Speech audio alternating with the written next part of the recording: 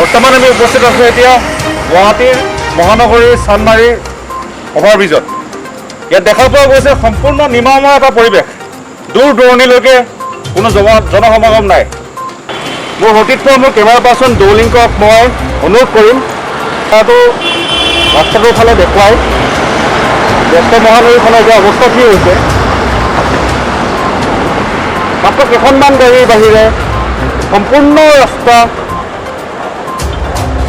সম্পূৰ্ণ খালী হৈ পৰিছে, জনশূন্য হৈ পৰিছে। 9টা বজাতে সম্পূৰ্ণ জনশূন্য হৈ পৰিছে গোটেই গুৱাহাটী মহানগৰী। আপোনালোকক পুনৰবাৰ কওঁ, গুৱাহাটী মহানগৰী সম্পূৰ্ণ জনশূন্য হৈ পৰিছে, য'ত চৰকাৰে বান্ধি দিছিলে যে গধূলি 8টা বজাৰ পৰা ৰাতিপুৱা 5টা বজালৈকে 1 মেলৈকে এইটো সান্ধ্য আইন জাৰি কৰিছিলে।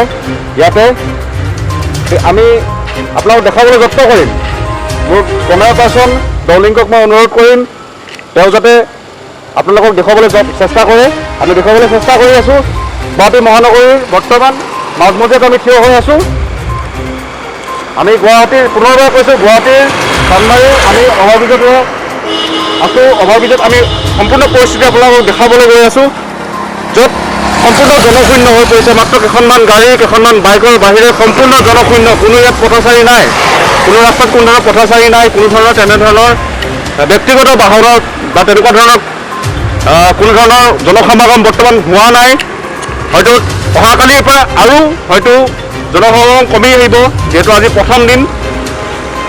গতিকে মোৰ সতীৰ্থ কেমেৰা পাৰ্চন দৌলিংকে দেখুৱাবলৈ আপোনালোকক যত্ন কৰিছে। এয়া গুৱাহাটী মহানগৰীৰ পৰিস্থিতি।